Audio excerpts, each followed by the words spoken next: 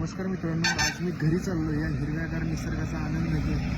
काय पाऊस आहे, एकदम मस्त असं वातावरण आहे आणि मी घरी चाललो आहे. मी आणि माझी बाईक, एकदम भारी असं वातावरण आहे. कधी आशेच्या हिंदोळ्यावर मन हे वेडे झुलते, मन तरंग होऊन पाण्यावरती फिरते,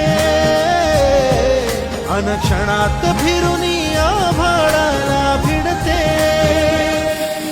मन उभाण वाऱ्याचे, रुज पावसाचे, का होते बेभान कसे गैवरते. मन उधाण वाऱ्याचे, गुज पावसाचे, का होते बेभान कसे गैवरते. मन उधाण